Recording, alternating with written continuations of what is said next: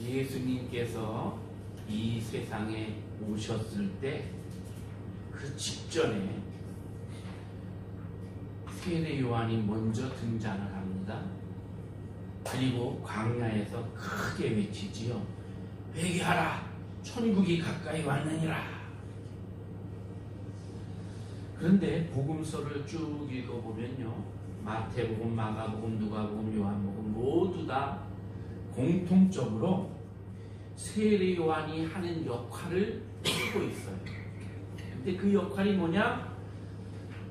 예수 그리스도 메시아의 길을 예비하는 자, 이렇게 기록을 하고 있어요. 마태복음에 보니까 그는 선지자 이사야를 통하여 말씀하신 자라. 일러스되 광야에 외치는 자의 소리가 있어 이르되 너희는 주의 길을 준비하라. 그가 오실 길을 곧게 하라. 이렇게 되어 있고요.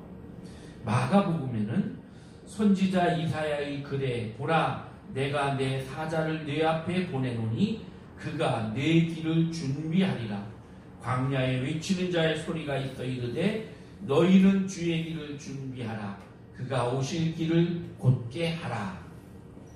누가복음에서는 이 아이여, 세례 요한을 향해 하는 말입니다. 내가 지극히 높으신 이의 선지자라 일컬음을 받고 주 앞에 앞서가서 그 길을 준비하여 주의 백성에게 그 죄 사함으로 말미암는 구원을 알게 하리니. 요한복음 이르되, 이건 세례 요한이 직접 자기가 하는 말이에요. 이르되 나는 선지자 이사야의 말과 같이 주의 길을 곧게 하라고 광야에서 외치는 자의 소리로라 하니라. 자, 여기 보면 세례 요한의 역할이 주님이 오실 길, 메시아가 오실 길을 준비하고 그 길 굽고 울퉁불퉁하고 돌이 있고 막 푹패이고 이런 돌을 평평하게 하고 그렇게 하는 역할, 그 역할로서 세례 요한이 먼저 왔다, 이렇게 돼 있는 거예요. 옛날 우리나라도 그랬고요, 다른 나라도 왕이 어디를 행차하신다 그러면 그 전에 군사들이나 신하들이 가서 왕이 갈 길, 마차가 평안하게 잘 갈 수 있도록 길을 준비해요. 그래서 왕께서 어디를 들어가고 어디로 가고 이걸 다 해서 마차가 다 들어갈 수 있도록 길을 넓히기도 하고 막 패였거나 바위가 있거나 이러면 깎아내기도 하고 이래요. 그런데 요한이 그 길을 준비했다. 자, 오늘 본문에는 하나님께서 이스라엘의 구원을 얘기하십니다. 이스라엘의 구원을 얘기하시면서 내가 너희를 구원하기 위해서 길을 냈다, 이렇게 말씀하십니다. 16절에 보면 나 여호와가 이같이 말하노라. 바다 가운데에 큰 길을, 큰 물 가운데에 지름길을 냈다, 이렇게 하시고요. 그 다음에 18절 19절에 보면 너희는 이전 일을 기억하지 말며 옛날 일을 생각하지 말라. 보라 내가 새 일을 행하리니 이제 나타낼 것이라. 너희가 그것을 알지 못하겠느냐. 반드시 내가 광야의 길을 사막의 강을 내리라. 우리 이스라엘을 구원하기 위해서 그렇게 길을 내주시겠다는, 그 길은 구원의 길이지요.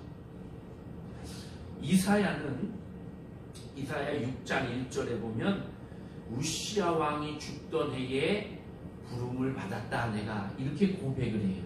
그러니까 그걸 연도로 계산해 보니까 BC 742년이에요. 그래서 열심히 그때부터 이스라엘의 구원을 위해서 예언을 합니다. 그런데 이사야 39장에 넘어가 보면 히스기야 왕이 나와요. 히스기야 왕이 죽기 전에 죽을 병에 걸렸어요. 그래가지고 너는 죽을 테니까 네 후손들에게 유언을 하고 죽음을 준비하라. 이 말씀을 듣고는 히스기야가 골방에 들어가 하나님께 기도하지요. 주여 나를 불쌍히 여기십시오 하고 기도하니까 주님이 그 눈물을 내가 봤다. 내 수명을 15년 더 연장해 주겠다 그래요. 그래서 병이 고쳤어요. 그리고 나니까 축하 사절단이 외국에서 많이 와서 아이고 죽을 병에 걸렸는데 사셨다면서요 하고 예물도 드리고 이랬는데 바벨론에서도 축하 사신들이 왔어요. 이 축하 사절단이 온 바벨론 사람들을 보고 이 히스기야 왕이 뿌듯해졌단 말이에요. 그 강대국에서 큰 나라에서 이 코딱지만한 나라에 이렇게 사절단을 보내주다니 너무 좋아가지고 기분이 좋아서 왕궁에 있는 보물창고, 성전의 보물창고 이런 걸 다 보여주면서 자랑질을 했어요. 이게 우리는 이렇게 아주 잘 산다. 작지만 우리나라는 이렇게 탄탄하다. 나중에 보니까 바벨론에서 온 사자들이 그걸 가지고 가서 왕에게 보고를 합니다. 그 나라에 보물단지가 막 잔뜩 있다. 그래서 결국 침략해오는 계기가 돼요. 이때에 이사야가 히스기야 왕에게 묻습니다. 바벨론에서 사자들이 왔을 때 어떻게 하셨습니까? 그러니까 내가 이렇게 했다. 그러니까 이사야가 야단을 치지요. 왕께서 어리석으셨습니다. 하나님이 고쳐줘서 하나님께 영광 돌리는 걸 해야 되는데 그러진 않고 이걸 자랑했으니 이제 저들이 쳐들어와서 이 나라가 그들의 것이 될 겁니다. 그런데 왕이 살아있을 때는 안 그러는데 왕의 후예들이 그렇게 될 겁니다. 이렇게 예언을 한단 말이에요. 이렇게 예언을 하는 걸로 이 이사야의 예언이 사실은 끝났어요. 그러니까 요때가 그 주전 701년경이에요. 그러니까 부름을 받고 나서 41년 정도 됐어요. 그런데 이사야 40장부터는 바벨론의 포로로 끌려가서 포로 생활하고 그 다음에 거기서 이 고난당하고 그러다가 다시 너희가 이 너희의 고향 땅으로 돌아오리라 하는 예언이 거기 써 있어요. 그래서 성경 학자들은 야 이거는 100년이 훨씬 지난 뒤에 일어나는 일인데 이게 왜 여기 붙어 있냐 이거.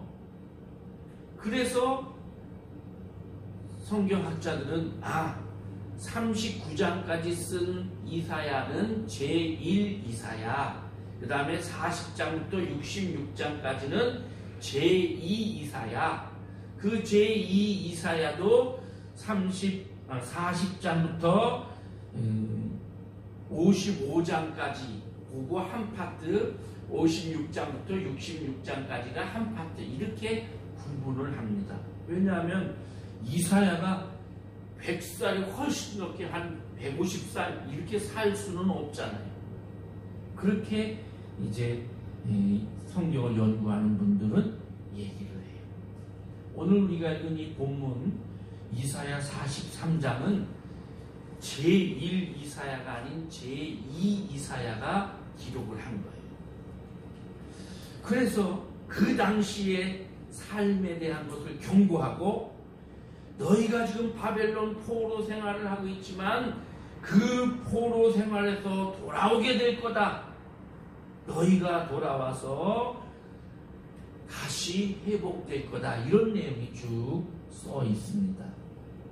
여기 보면 이 당시에 이스라엘 백성 포로로 끌려가서 희망도 없이 고통 가운데 종로로 타면서 그렇게 근근히 살아가고 있는 이 유대인들을 향해서 한 그런 예언이지만 이걸 좀 더 확대해서 보면 여기에 메시아의 그 예언이 들어있어요. 그래서 이 마지막 때에 메시아께서 오셨을 때에 우리를 이스라엘을 회복시키듯이 우리를 회복시킬 것이다.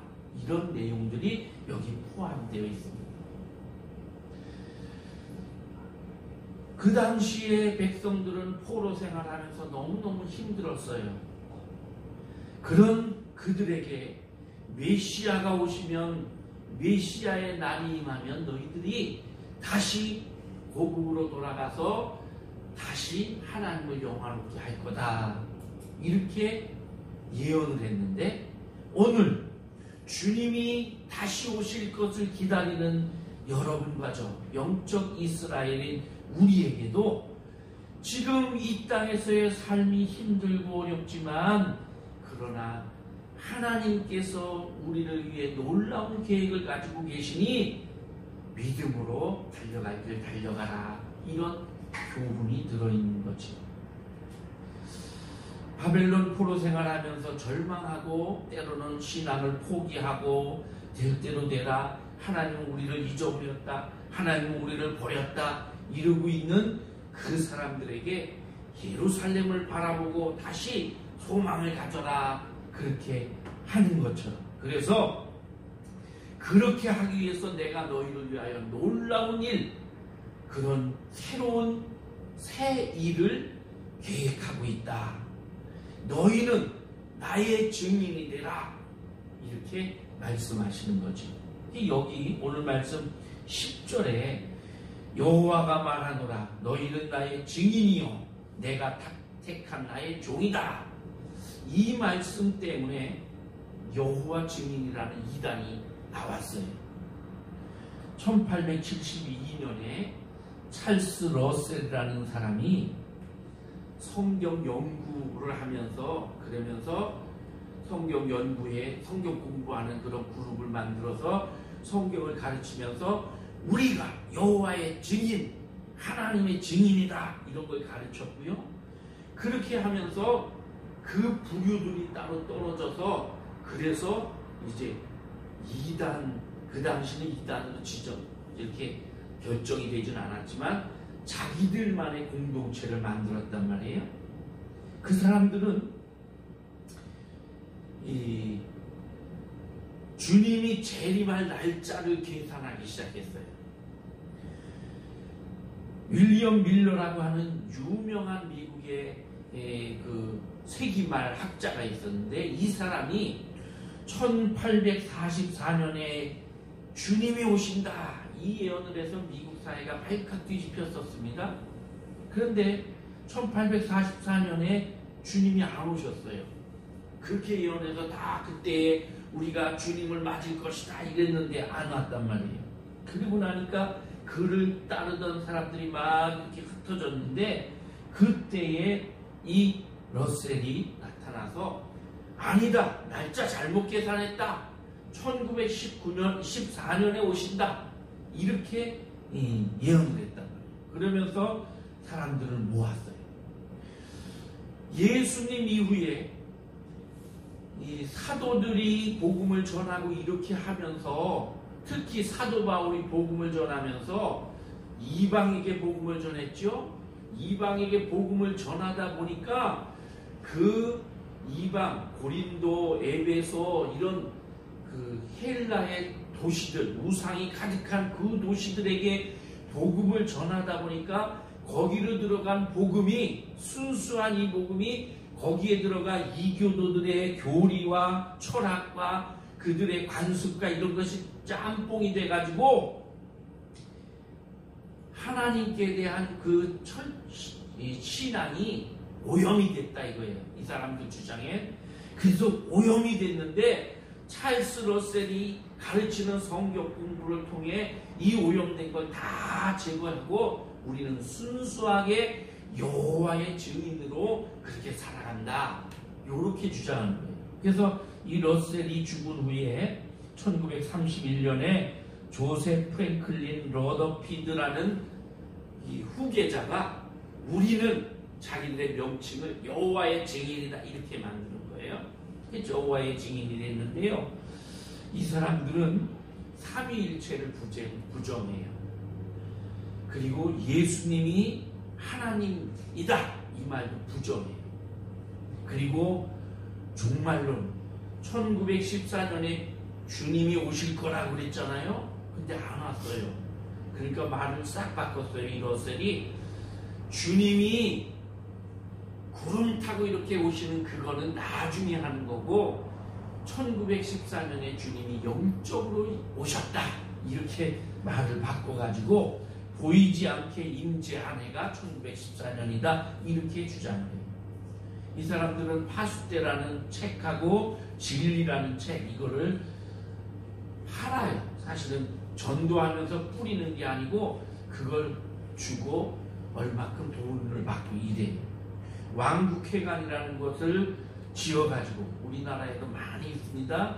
아주 잘 지어놓고 그리고 거기서 모여서 집회를 하는데 이 사람들 특징은 국기에 대한 경례 안 합니다. 군대 안 갑니다.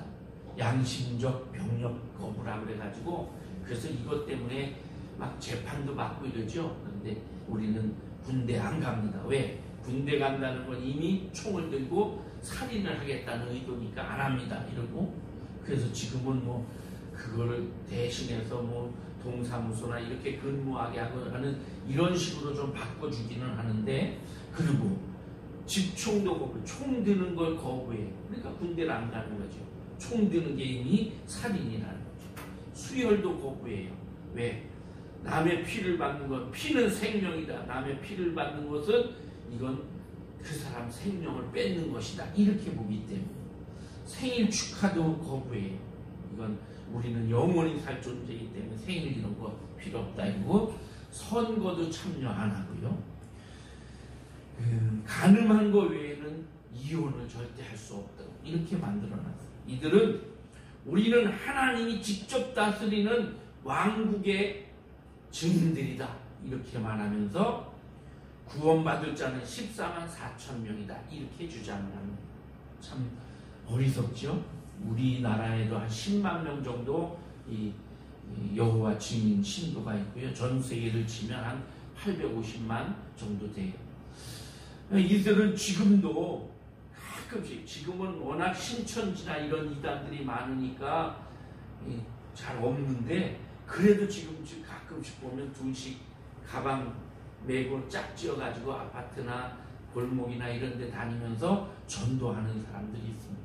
옛날에는 이 여호와 증인들이 정말 전도 많이 다녀서 문 두드려서 예수 믿어요 그래도 좀 말 좀 합시다. 이거 다 여호와 증인이었었어요. 근데 지금은 좀 많이 없어졌습니다. 자, 다시 본문으로 오늘 본문을 좀 살펴볼게요. 14절 너희의 구속자여 이스라엘의 거룩한 이 여호와가 말하노라 너희를 위하여 내가 바벨론에 사람을 보내요 모든 갈대아 사람에게 자기들이 연락하던 배를 타고 도망하여 내려가게 하리라. 자, 여기 너희의 구속자고 이스라엘의 거룩하신 하나님이 말씀하신다 하면서 너희를 위하여 바벨론에 내가 사람을 하나 세워서 그 사람을 바벨론의 사람을 보내서 그 사람을 통해 너희를 구원할 거다 이거예요. 그 사람이 누구냐? 고레스라는 왕이에요. 이 고레스가 바사와 이 메대 조그마한 나라였는데 이 나라를 다스리는 그 메대와 바사가 연합을 해가지고 바벨론 제국을 어느 날 밤에 급습을 합니다. 그 큰 성을 몰래 들어가는 쪽문이 있었는데 이걸 알아가지고 그리로 군인을 침투시켜서 하룻밤 사이에 장악을 해버려요. 그래가지고 그 강대한 나라 바벨론이 하루 사이에 없어지고 바사와 메대 연합국이 차지하게 돼요. 이게 이제 나중에 바사, 페르시아가 되는 거예요. 이렇게 되는데 이렇게 될 때에 이 고레스를 보내가지고 밤사이에 나라가 정권이 바뀌어버렸어요. 혁명처럼. 그렇게 되니까 여기 갈대아 사람들에게 자기들이 연락하던 배를 타고 도망하여 내려가게 하리라. 자, 그 갈대아 사람, 이 바벨론 사람들이 하루 사이에 막 왕이 바뀌고 군사들이 돌이닥쳐서 이러니까 자기들이 연락하던 즐겁게 춤추고 놀던 그 배 타고 도망가기 바빴다는 거예요.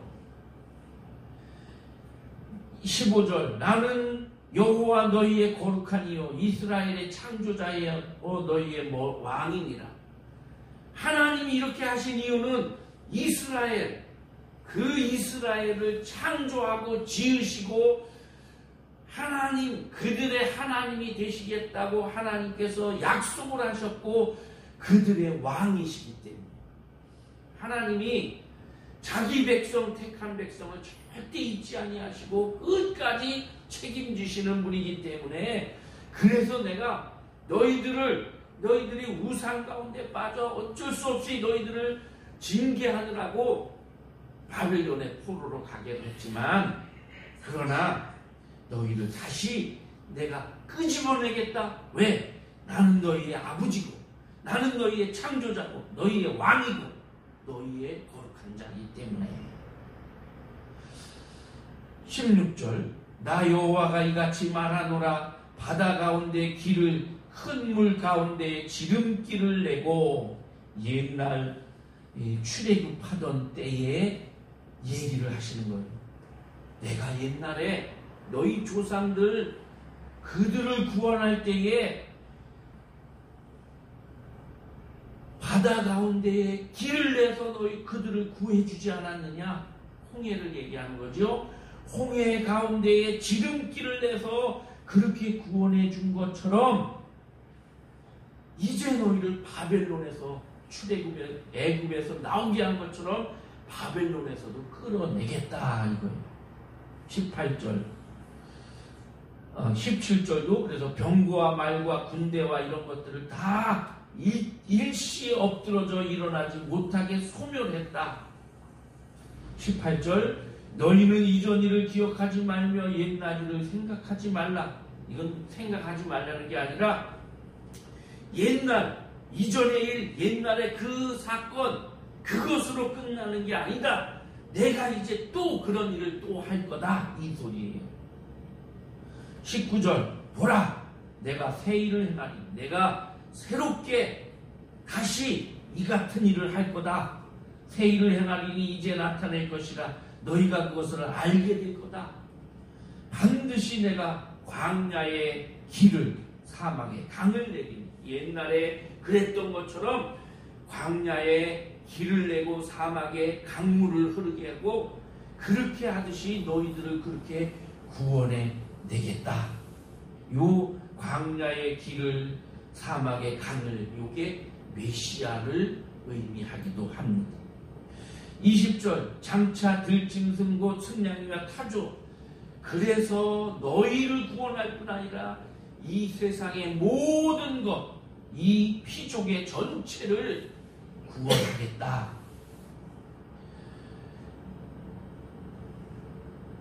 그들도 나를 존경할 것은, 그래서 그들을 살게 할 것이다. 내가 광야의 물을 사막의 강들을 내어 내 백성 내가 택한 자에게 마시게 할 것이니라. 그래서 21절 이 백성은 내가 나를 위하여 지었나니 나를 찬송하게 하려 함이니라.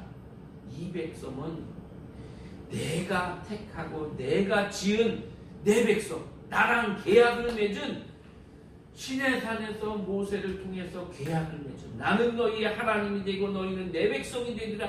이 계약을 맺은 내 백성, 나를 위하여 지은 백성이다. 그래서 너희가 결국은 우리 하나님이 역시 우리를 버리시지 않았구나, 그렇게 찬송하게 할 것이다. 이게 오늘 말씀의 예언의 내용입니다. 1968년에 시작해서 70년에 경부선 고속도로가 뚫렸습니다. 서울과 부산 사이를 그 당시 최장으로 416km를 그냥 그 어렵고 먹고 살기도 힘든 그 시대에 뚫었어요. 박정희 대통령이 야당이 막 반대를 하고 막 그 공사하는 데 가서 들어놓고 이러는데도 강행을 했어요. 그 당시 우리나라 예산보다도 이 길 뚫는 예산이 더 많았던 것으로 제가 그렇게 기억을 해요. 그 당시에 김대중 대통령도 그걸 적극적으로 반대를 하고 나섰고 이랬어요.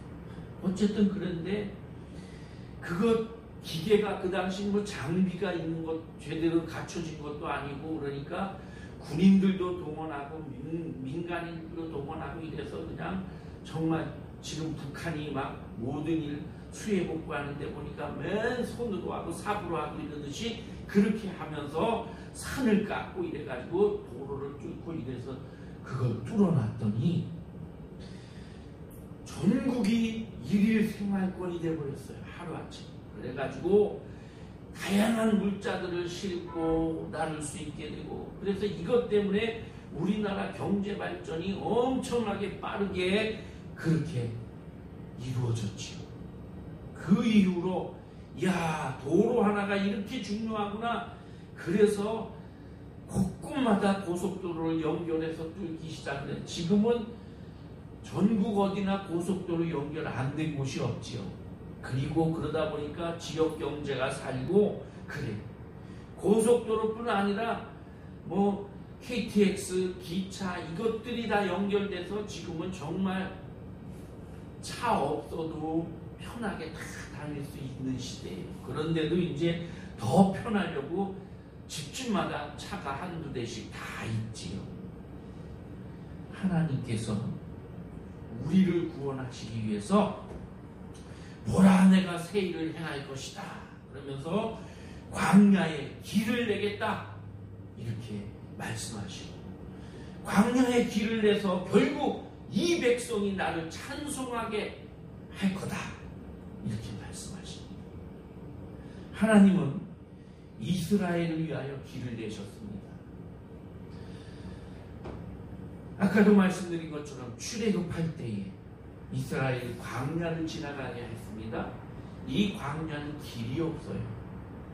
덥고 메마르고 목마르고 후덥지근하고 힘이 들어 그냥은 갈 수가 없어요. 하나님께서 구름 기둥 불 기둥으로 다 인도해 주죠.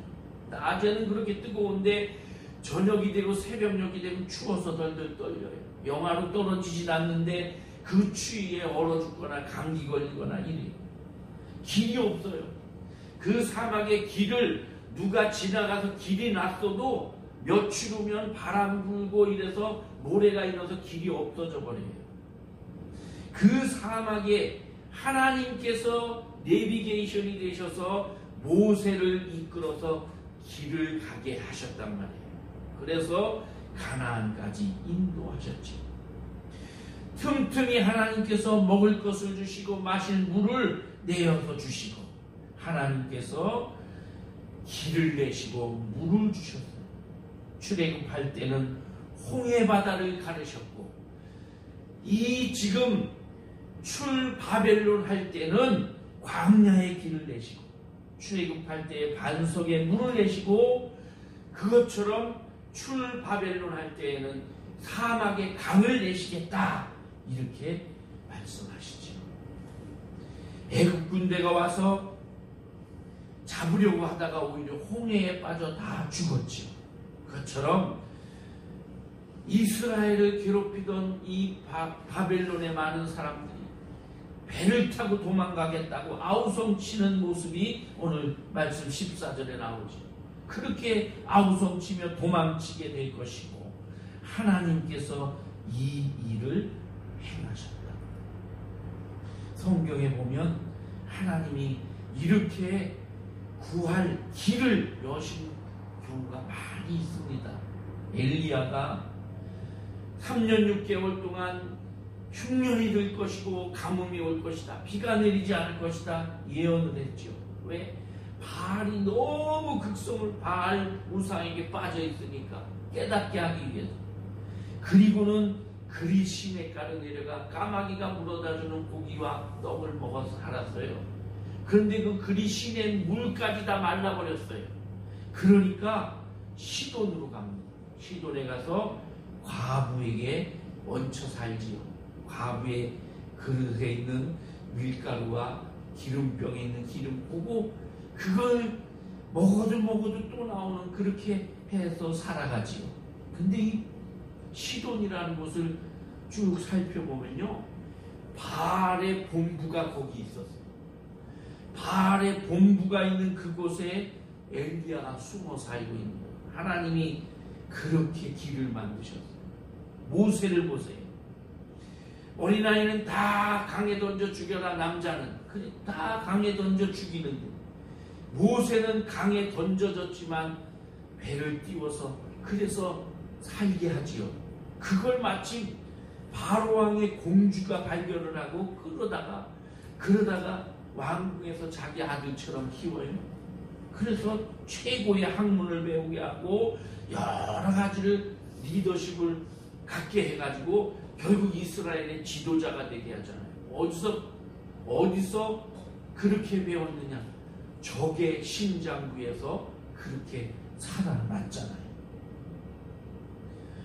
사도 요한이 밤모섬에 끌려가 유배당했을 때 바다 가운데 써있는 이 섬 하나, 어디로 도망갈 곳도 없고 이런데 하나님께서는 하늘의 문을 여시고 이 요한에게 하늘의 광경을 보여주시면서 길을 여십니다. 빌립보 감옥에서 바울이 기도할 때, 찬송할 때 문을 여시고, 하나님께서는 하나님의 백성이 살아나도록 길을 열어주시는 분이십니다. 하나님은 오늘 여러분에게도 우리 교회에도 새로운 길을 열어주실 줄로 믿습니다. 또 하나님께서 바벨론 포로 생활 중에서 길을 내셨습니다. 바벨론에 끌려갔죠. 거기 가서 신앙을 잘 지킨 사람도 있지만 신앙을 지키지 못한 사람도 많아요. 그렇게 하면서 지키면서 그 중에 그래도 신앙을 지키고 믿음을 가졌던 사람은 예레미야 선지자가 예언한 대로 70년 후에는 우리가 고향으로 돌아가게 될까? 아이고, 상황을 보니까 이건 도저히 그럴 조그만 기미도 없어. 그건 불가능해. 이러고 있었을 그때에 어느 날 느닷없이 정말 생각지도 못했는데 정권이 바뀌면서 포로 귀환의 길이 열렸단 말이죠. 1945년 우리나라가 해방을 맞을 때 전혀 생각도 못했어요. 일본은 점점 강해져가지고 미국을 상대로 전쟁을 해요. 이 중국 청나라하고 러시아하고 전쟁을 하던데 그것을 뛰어넘어 미국까지 태평양 건너서 미국까지 점령을 하겠다고 막 전쟁을 하니까, 이야, 저 나라를 상대로 우리가 독립운동한다고 하고 있지만 도저히 길이 없다고 생각했는데 어느 날 갑자기 일본 왕이 항복을 하면서 그러면서 상황이 끝나고 정말 갑자기 우리는 해방을 탁 맞이하게 됐지. 이스라엘이 그랬어요. 생각지도 못했는데 바사와 메대가 연합을 해서 바벨론 그 강한 나라를 공격을 해가지고 그냥 하룻밤 사이에 고레스라는 왕이 딱 등장을 합니다. 그리고 그렇게 등장한 이 고레스 왕은 이스라엘 백성뿐 아니라 모든 포로로 끌려온 자들 다 고향으로 돌아가라, 고향으로 보내요.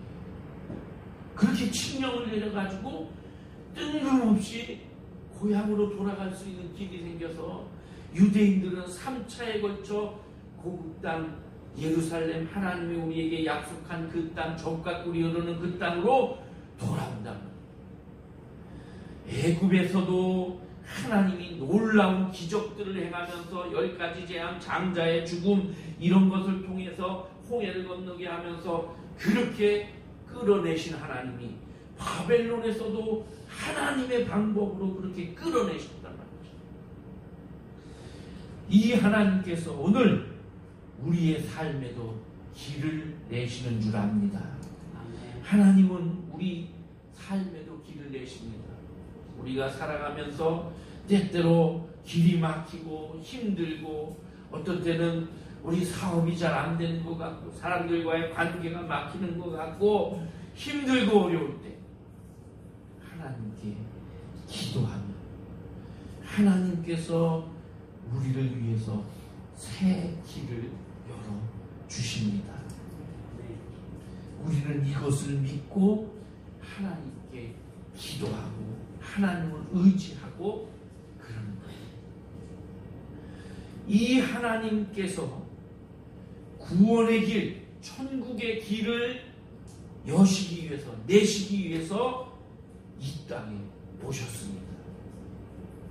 애굽에서 신음하던 이스라엘에게 구원을 길을 내시고 바벨론에서 희망 없던 이 백성에게 하나님께서 포로 귀환의 길을 내신 것처럼 우리는 이 세상에 살면서 죄와 사망으로 인해서 희망이 없었어요. 구원받지 못하는 자들이었어요. 하나님의 저주를 받을 자였습니다. 우리가 아무리 힘쓰고 애써도 이 죄의 문제, 죽음의 문제 해결할 수가 없는 거예요. 그런데 하나님께서 이 문제를 해결해 주셨어요. 전혀 생각지 못한 방법으로 전격적인 은혜로 거절할 수 없는 하나님의 사랑으로 하나님의 방법으로 하나님이 친히 인간의 몸을 입고 이 세상에 오셨어요. 그리고 우리 인간의 몸을 입고 이 세상에 오셔서 친히 십자가에 달려 죽으시고 고난당하시고 부활하심으로써 죄의 문제, 죽음의 문제 다 해결하셨습니다. 우리가 하나님을 아버지라고 부르잖아요. 아버지라고 부르는 것은 하나님이 남자라는 뜻이 아닙니다. 하나님이 아버지라는 것은 성경이 기록될 당시 또 우리 인간 사회에서 가장 권위 있고 사랑 있는 존재, 그렇게 해서 아버지라고 부르는 거지, 하나님을 우리가 남자니까 아버지, 그래서 요새 어머니 하나님을 찾는 그런 이단이 생겨났어요. 이거 하나님을 몰라서 무식해서 거기 따라가는 거예요.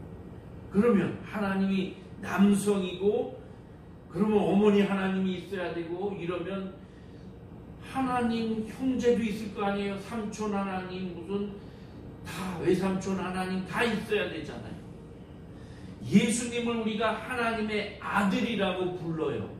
이 아들이 우리가 생각하는 그 아들이 아니에요.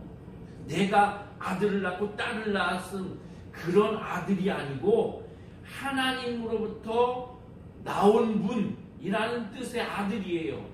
우리처럼 내가 낳아서 길렀으니까 그런 아들의 존재가 아니에요. 그러니까 하나님으로부터 파생되어 오신 분, 그분이 예수님이고 우리 인간적인 표현으로 하나님께로부터 오셨기 때문에 아들이라고 우리가 부르는 거지, 하나님이셔요. 이분은 하나님이 인간의 몸을 입고 이 땅에 오신 거예요. 예수 그리스도가 그분이셔요. 이분이 오셔서 우리가 해결할 수 없는 이 죄의 문제, 죽음의 문제, 저주의 문제를 다 해결해 놓고 죽으셨단 말이죠. 죽고 끝난 게 아니고 다시 부활하신 거예요.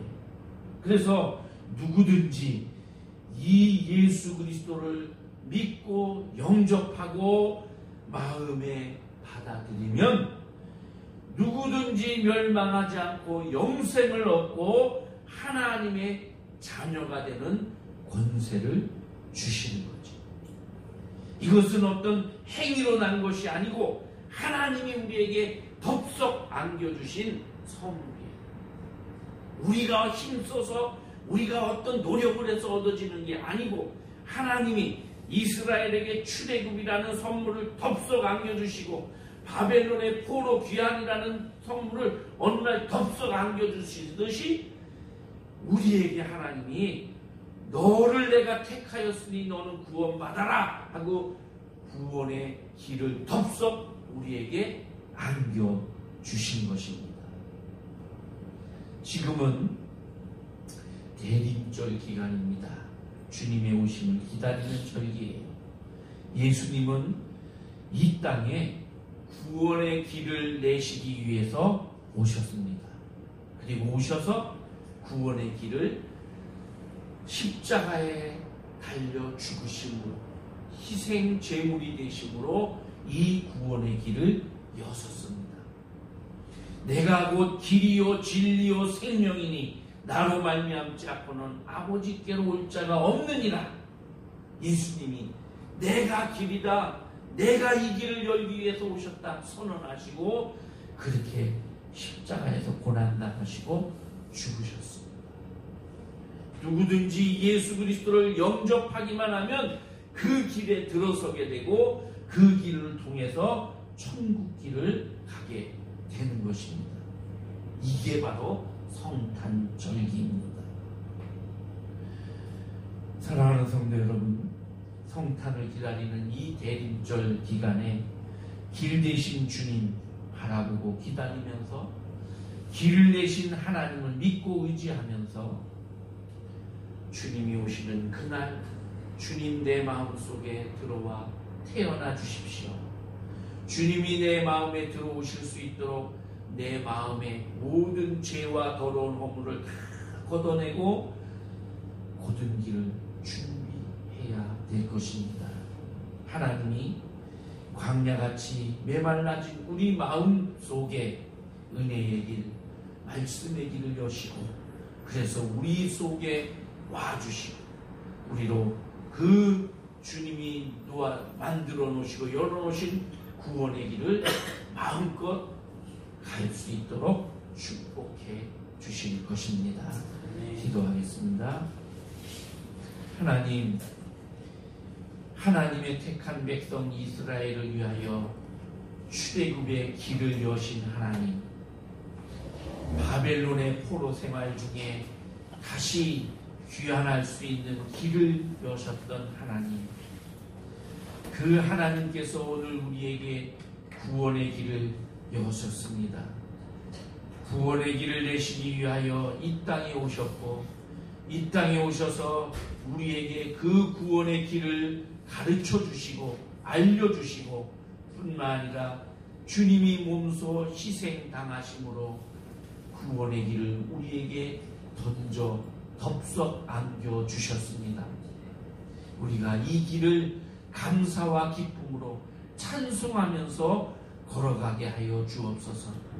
이 백성은 내가 지었나니 나의 찬송을 부르게 하여 함이라.